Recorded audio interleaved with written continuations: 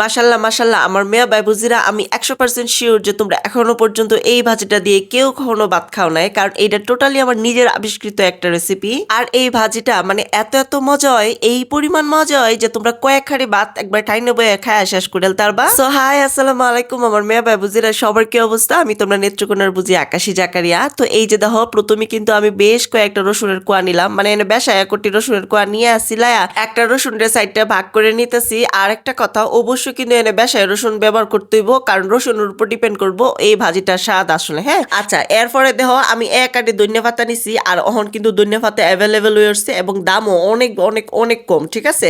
তো এই যে দেখো ধনিয়া পাতা দিল আমি খুব বাচ্চা টেচ্চা নিতেছি, কারণ এই ধনিয়া পাতার মধ্যে কতটি আগাছা থাকে এইটা ফালায়াম, আর হচ্ছে লমলমা যে পাতাটা আছে এইটা নিয়াম, আর এই যে বাত্তি ফাংনা যে পাতাটা আছে এটা ফালাইয়া দিয়াম, দিয়ে এখন এটা মাঝখানতে দেখো কাইটটা দুই ভাগ কইরা খুব বালামিতে পানির মধ্যে দইয়া নিয়াম। দইয়া কিন্তু আমি উড়ায় রাখতাম না, প্রথমে দইয়া বেশ মানে কিছুক্ষণ আর কি আমি এটারে ভিজায় রাখলাম, যাতে করে ভিতর থেকে যত ধরনের ময়লা আছে সবটা যাতে আর কি বাইরে এরে। হ্যাঁ আমার মেয়ে ভাই বুঝিরা, তোমরা কেলা কেলা চাও যে আমি তোমরা কমেন্ট করি, তো যারা চাও তারা ঝটপট করে কমেন্ট করে লাও কে কোন জায়গা থেকে আমার ভিডিও দেখতেছো। আর গত ভিডিওতে যে সকল মেয়ে ভাই বুঝিরা কমেন্ট করছো তারা হইছে শাহনাজ পারভিন নীলফামারী, মিলি হোসেন ঢাকা, তাসলিমা গাফার জার্মানি এবং সাকিব হোসেন রাজশাহী। ধন্যবাদ আমার মেয়া বাইবুজিরা সবাই কমেন্ট করার জন্য।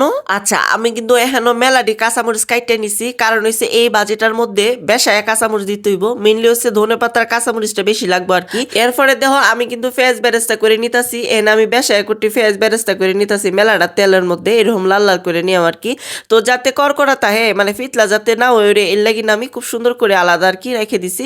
আর এই তেলের মধ্যে দেখো আমি ওই যে রসুনের কোয়াডি রাখছিলাম কাইটটা, এটাও ঠিক এরকম করে লাল লাল করে আমি রসুনের বেরেস্তা বানায় নিয়াম।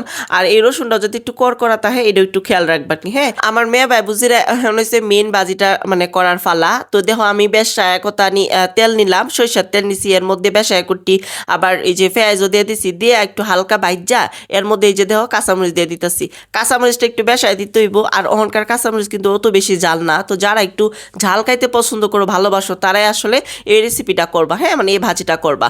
এরপরে আমি এই একটু যখন কাঁচামরিচটা ভাজা আইছে তখনই আমি এই ধনিয়া পাতাটা দেয়ালছি, আর এই ধনিয়া পাতাটা আমি সুবায় সুবায় ধুয়া তারপরে কিন্তু আমি খুব সুন্দর করে পানিটা জড়ায় নিছি, পানিটারে বালামিতে জড়ায়া তারপরে কিন্তু আমি তেলে দিছি। আমার মেয়ে ভাই বুঝিরা আমি এখনো পর্যাপ্ত পরিমাণ লবণ দিছি, তোমরাও আর কি তোমাদের স্বাদ অনুযায়ী লবণ দিবা, কেউ বেশি খায় কেউ কম খায়। হ্যাঁ তবে এই বাজিটার মধ্যে বেশি লবণ দেওয়া লাগতো না, মানে আন্দাজ মতো দিলে হইব আর কি, যাতে স্বাদটা নষ্ট না হয়ে ওঠে এই দিকে খেয়াল রাখতে হইব।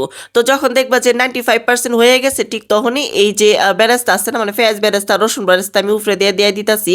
আর একটা জিনিস, এই বাজিটা কিন্তু অল্প অল্প জালে করতে হইব, হাই হিটে বা চড়া জালে করলে কিন্তু ফুইরে আকার জাজ রয়ে উঠবো। তো এই কাজটা করন যেত না, খুবই আস্তে আস্তে ধৈর্য সহকারে বাজিটা করে নিলে দেখবা যে একবার ডাহাতি লেভেলের মজা হয়েছে। আমার মেয়ে ভাই বুঝিরা, তোমরা যদি চাও যে এই রেসিপিটা অন্যজনের দেহ হোক সি হোক বা উপকারী মনে হয়, তাহলে সবার উদ্দেশ্যে শেয়ার করে দিও, আর তোমার টাইমলাইনে শেয়ার করে রেখে দিও, যাতে করে এই ভিডিওটা দেখে ঝটপট বানায় খেয়াল তারও। আমার আকাশী স্তর পেজটাতে ফলো দিবা, চ্যানেলটা সাবস্ক্রাইব করবা। আর একটা কথা হচ্ছে যাদের মুখে রুচি নাই তারা এই ভাজিটা খাওয়ার পরে কইবা একবার ডাহাতি লেভেলের মজা।